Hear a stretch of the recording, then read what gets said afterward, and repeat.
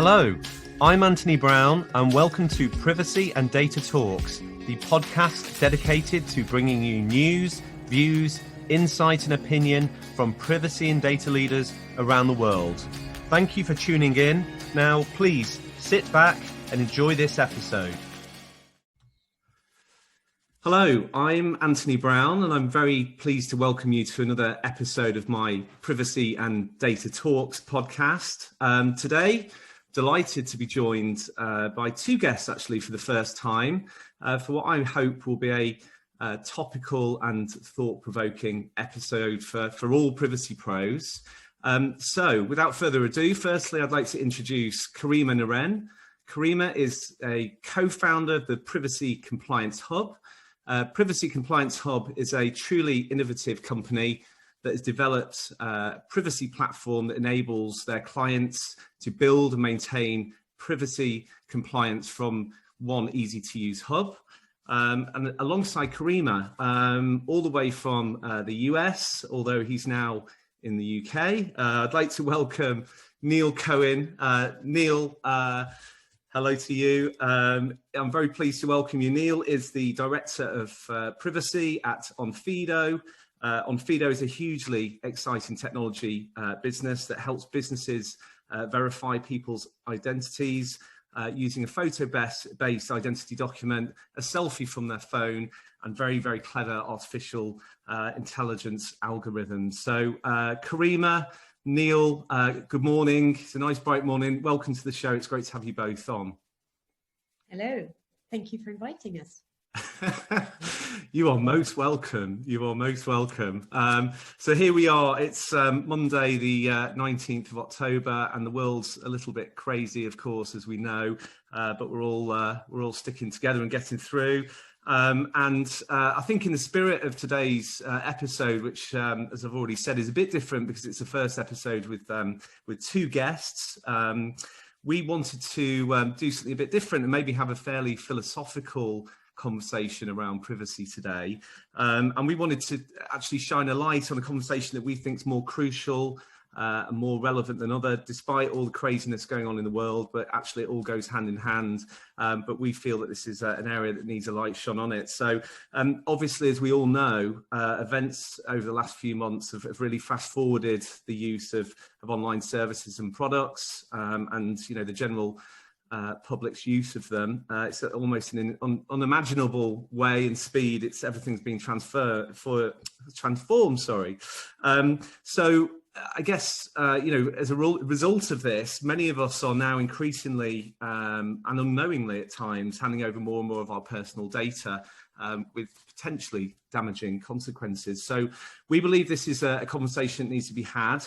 I really wanted to get Karima and Neal on board today because they bring deep privacy experience, real genuine thought leadership, and understanding of the various moral and ethical questions and challenges within the privacy ecosystem. So I'll stop waffling now. The first question really, and how I wanted to kick this off, and maybe I'll pass this firstly to you, Neal, actually, if you don't mind. I'm going to pass this to you first. As a society, have we lost control of our privacy? Thank you, Anthony. It's a really good question. It's not, I think, a very easy question to answer either. Have we lost control of our privacy?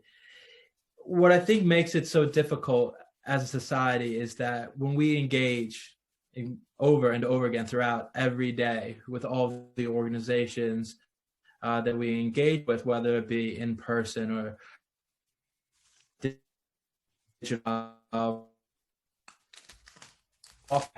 just as people, is that we're engaging with a singular company, a singular organization. But that's not really how technology works. It's not how the internet works.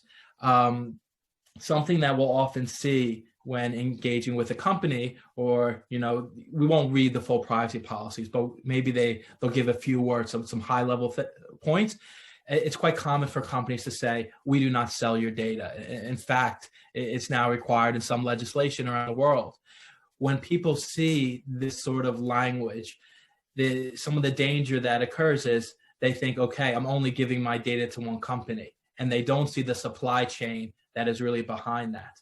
A concept that, many people are familiar with is economies of scale. And it's something we've seen for quite a long time. It has nothing to do with the internet. Just, it doesn't make sense for everyone to build this complex system or software, technology, or widget over and over again. Really what you want to do is to have one entity build it and build it really well, available to others. And the same applies to the internet. There's only so many companies that provide cloud storage, so many companies that do these different aspects that make up a digital supply chain, a technology supply chain. And so what we see quite often is that when we engage with a company for a digital service, is that we're really engaging with a complex stack of technologies, and we don't always see or understand what's happening with our data as it goes through that stack. And so this question arises as to what happens to that data. How is that data controlled? Are those controls ultimately going back to the person or someone else controlling them? So I think there's a lot of issues with just sort of unpeeling the complexity that exists with the internet. And I don't think most people have been really exposed to that. And Karima, what do you think? Yeah, well, I fundamentally agree with what you're saying, and I think there is tension. What is going on is, I think this has been going on for a very long time, and it's a very slow move. You see, I don't think that any of these companies that we're talking about, whether it's Amazon with Alexa, Apple with Siri, Google with Gmail, and the cookies and double click and all this is just a world that we have slowly morphed into, and we have stepped inside it as individuals. And the problem is, as Neil is saying, it's incredibly complex to understand, okay? But at its core, what I think we were doing as an individual is assuming, well, I'm okay with Gmail. I want it to be free, for example, and I trust Google. I worked for Google for a long time. I trust Google. I think it's okay. And we do that with all the individual people we interact with, right? We'll do that with Deliveroo. We go, I'm okay with Deliveroo because I want my pizza to be delivered.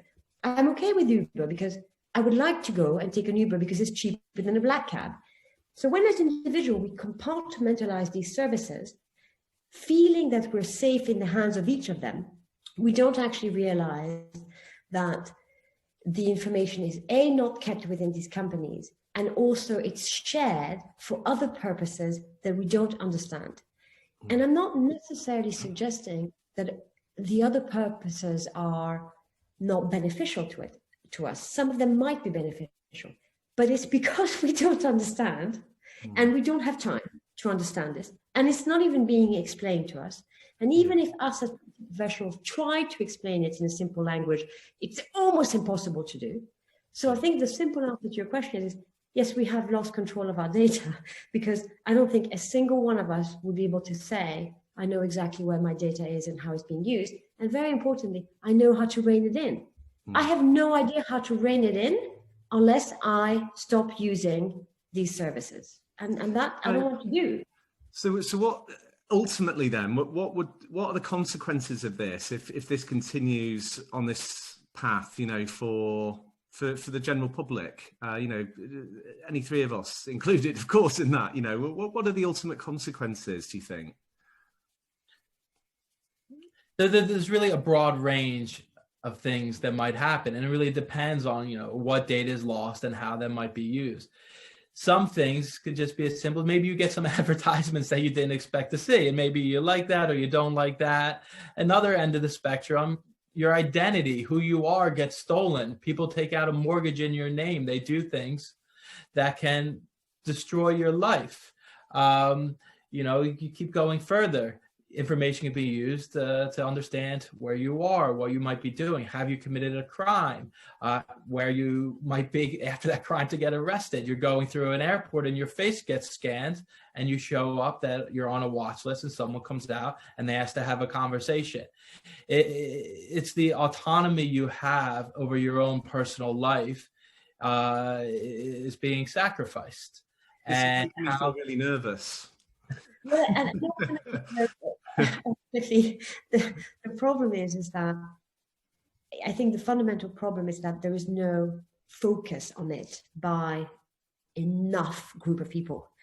So it's starting, by the way, but there's not enough focus. But, just this morning, just to highlight this a little bit more to people who might be listening to us, just this morning I was reading about an initiative in France where they have this data health hub, right?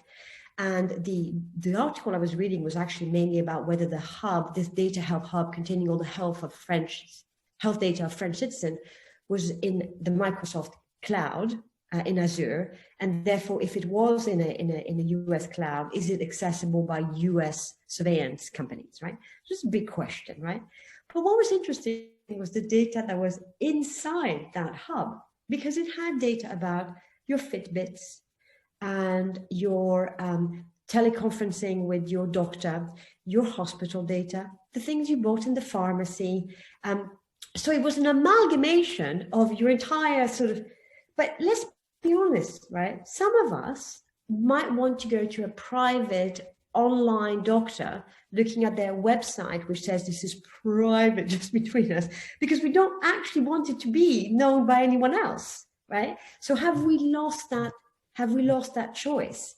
And I think that as society becomes more complex and it's all digital, we don't actually have the choice anymore. We can't ring fence it and make it we literally have to do it like go to the park and meet the doctor in the park and ask the doctor to leave their phone at home and say, okay, I need to talk to you. That's kind of where we're at if we really want to keep our information private, You've kind of answered my next question, Karima, there, because I was going to ask, and sorry to interrupt, but I was going to say, is it too late to unravel this or to regain more control over our privacy? But it sounds like we are where we are, and I guess in my view, and I'm not as smart as you guys, and I'm not a privacy pro, but hopefully I've got a grasp. But it sounds to me that really the only solution to this ongoingly is for organisations and businesses to be increasingly transparent about everything, and just to obviously gain the trust, as we know businesses are going to continue to live and die over the course of time by how transparent they are about what they're doing with their data, and ultimately our data. So I guess it's too late, is it? What do you think, Neil? Too late? I don't think it's too late. I mean, I like to be a bit of an optimist here. I think there's always things to do and always improvements to be had. I think, though, kind of talking about transparency and maybe like what is privacy compliance, I think a big part of the problem is that we're operating within Neil, we've lost you a bit there. Sorry to interrupt. We've lost you a little bit, and got to apologise for tech problems here. We've kind of lost you a little bit, Neil. Can you hear us? Oh no. You know what? I will ask the question. Then as soon as Neil is back, he will come. We'll see him moving. This is the new world. Is We're authentic here. We're authentic. What can we do? Exactly, we're real. I will just until we pick up Neil again, I will go back away where I heard him left off, which is being an optimist. And I think that we are, as a society, I believe in the good in society, okay? And we have been in lots of places before where things can go wrong. But there is a point now where there will be organizations, because individuals are going to start asking for it, and because there's always going to be sort of a model where somebody comes forward and says, you know what, I'm going to offer you, a search engine, which is already out there, which doesn't track you, right? And you can pay for it. And so as people come in and introduce products which are going to say, listen, let's just do it completely differently. We're going to give you this service, and this service doesn't track you, okay, or doesn't follow you, or it truly doesn't share your information. As people become aware of it, and if these products and services are successful, individuals are going to switch. Some individuals are going to switch, but at least we start getting a little bit more choice. I think that the tension is the business model, right? And we all know this. The tension is the business model. Is this sort of, it's free, but is it really free? And so I think that, and Neil and I worked in companies where our objective was So think about when online terms and conditions started, right? People were accepting terms online. The biggest debate we were having when I was a junior lawyer was, how do we get people to just click? This is the conversations we were having with the product people, right? It's, how do we design this so that we are within the law, but people actually don't read these terms and conditions and just click so we can do the deal? And so I think that now there is something to be said for the introduction of an ethical conversation, which I think people are willing to have. I do not believe that the people who work at Facebook, at Twitter, at Google, none of these people actually want some of the consequences they happen. They don't. They're good, decent people. So the question is, how do we bring it back in these organizations and say, okay, let's develop this product, let's make money, let's make the product really clever for the user. But what is the ethical here? What is the privacy aspect? What can we do to make it better from a privacy perspective? And I think we're going to get there. Yeah. Yeah, no, I agree with a lot of what Karima is saying. And I think it's quite difficult in the current environment of how privacy legislation works, how compliance works, what the different motivations are from organizations, how these laws are enforced. And it's been quite combative, I think, is something that many folks that have seen this firsthand. If a regulator has a question whether there's wrongdoing, like, they're coming at you as an adversary, not as necessarily an entity that says, how can we do this in a better way? How can we improve privacy? This creates a very difficult environment in which to operate. And privacy law is even really structured that way. We look at GDPR, and that was talked about for years before it came into force. Oh no, we've lost Neil again. Just in his flow, and then it just seems to. So I've got a question while Neil just comes back, and we know where he stopped, which is sort of the regulator. But I can't help thinking, what would happen if, and companies, sorry Neil, we lost you for a bit, so we played the duet here. Let's finish the last point. You were on the GDPR. Yes. So when we've been waiting for the GDPR to come into force, there was so many conversations just focused on how high the sanctions could be and how that impacts a company. And if you're leading with the stick, rather than saying, how can we bring a better privacy benefit to individuals? That creates a problem. Now, some regulators, there are initiatives have been coming out to try to address this. I think the Privacy Sandbox from the ICO, the Information Commissioner's Office in the UK, has really been amazing. It's just saying, let's figure out how we can coexist with privacy and technology and make things better for people. But where laws and regulations are written in the negative, you must not do these things, that creates a difficult environment. And I think we really need to get to a place where we can say, how can we have technologies? How can we have privacy? How can we not put it all on the individual person and expect them to guard their own world when they don't have the time to do these things? How can we make a material change? And I don't know if those conversations are happening enough as they should. I agree with that. And I think there is though, one of the things that needs to change. What's interesting about privacy is that we all care about it, right? So there was this big talk about how the leaders of these tech companies don't let their children access technology. I don't know whether this is true or not, but the point is this: is for each individual person, if you take any person in any room, anywhere in the world, and you ask them a question about whether they care about their privacy, everyone is going to say, of course I care about my privacy. I don't want people to record my conversations without me understanding that my conversation is recorded. It's completely obvious, right? And so the question is how do we, as founders, as innovators of companies, as builders of products, as users of AI, how do we come together as a society and say, we have an obligation to do this properly? It's almost as introducing laws that said we are not going to kill our neighbors when we get angry with them. We can't just shoot them. The Wild Wild West is over. It's kind of these big appreciation that companies are going to have to decide and say, okay, we're going to make this matter. And if they start from that, of course they can make it happen. I mean, it's just a question of will, really, you know. And I think that, you know, it's bound to happen at some point. But I was going to say one thing. I don't know what Neil thinks about this in a very simplistic term, but I agree that you can't get individuals to make the decisions because we don't have time. Okay, so I'm going to say something. I'm going to put myself out there and say something rather embarrassing. But I was listening to Radio 4 this week or last week, and they were talking about... Radio 4's fine. That's not embarrassing, Karima. But this is the bit that's embarrassing. They were talking about stockpiling, whether if we go into a lockdown again, will people stockpile again? And then this person comes on and goes, you know, I have a fundamental issue with stockpiling because it creates a social diversity.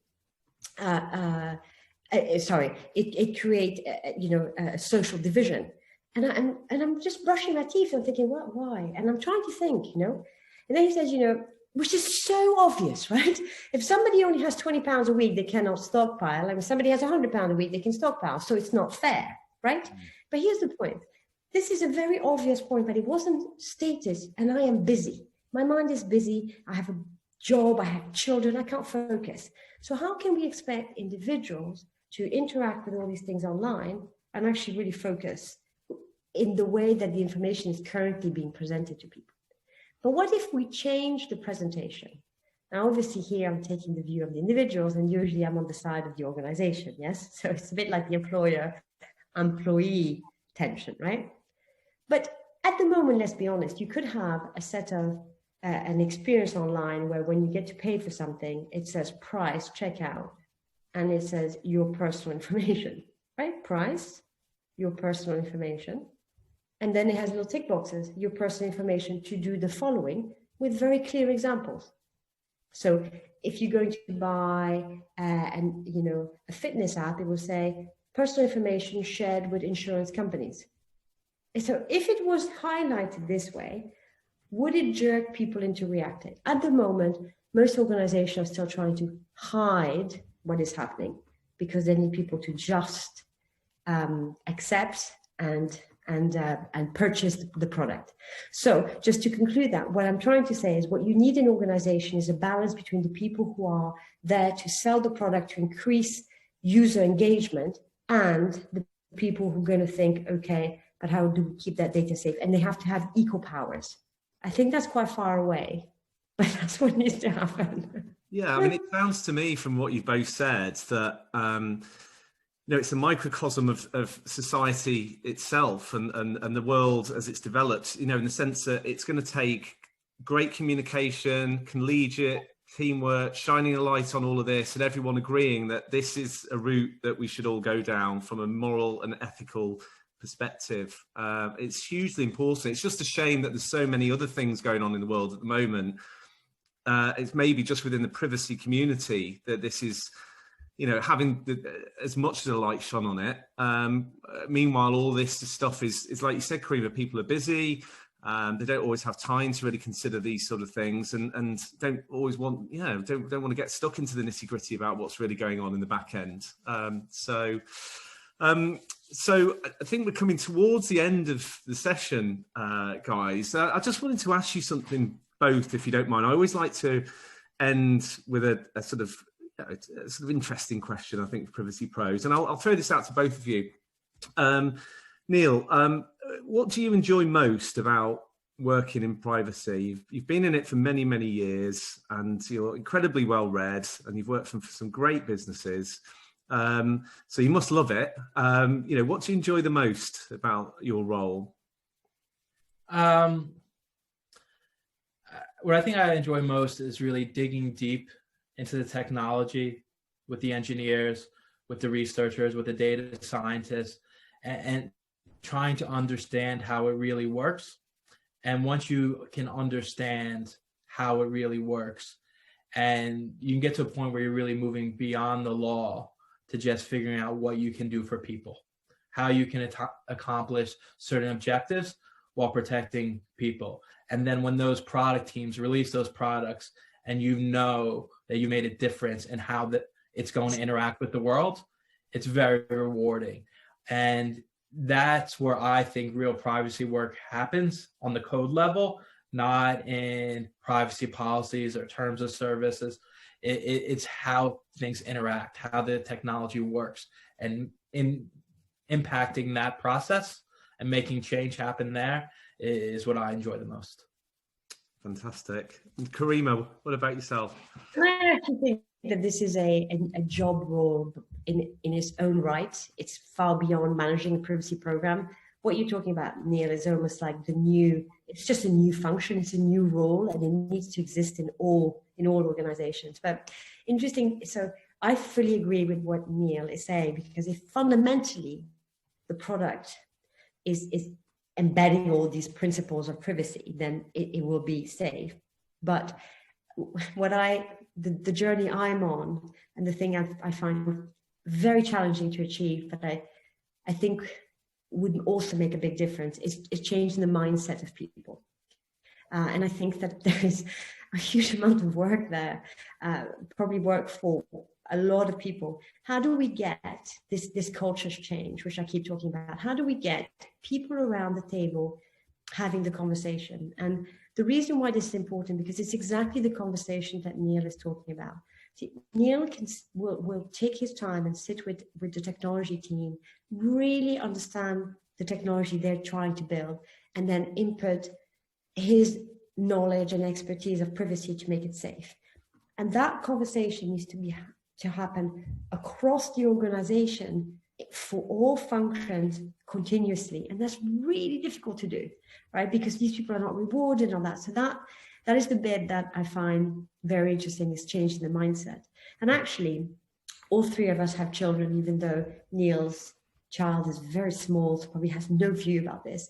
But, I'm really concerned when I look at my teenage children, young teenagers. They, no matter how many conversations I have about their privacy, it's not sinking in. It's not sinking in that it is not private. It's not private to them. Yeah. So it's quite a nice way to sort of end, really, because I guess there's a message here for me that if we had more Neil and Karima's sort of looking at very early stage, the products, how things work, building it in, and considering all the moral and ethical issues from the outset, then ultimately we won't have a problem in the end, because businesses will really be factoring that into what they do, rather than just trying to firefight and do something they feel they have to do to appease a regulator. So superb. Is anything else? Any other points, guys, you'd like to mention before we say farewell? No? Well, I hope... to terrify people further. No, well, we agree, didn't we? It's important to shine a light on this stuff, and I think the only way change will happen will be if everyone takes their own sort of small steps to create the bigger conversation throughout the community, and that filter into society. So I'd just like to say thank you so much. An absolute pleasure. I really hope the listeners have enjoyed it and will take something away, and in turn will actually decide that they're going to make changes or carry the discussion on. So thank you both. Have a great day, and we will undoubtedly catch up soon, guys. Thank you so much. Bye.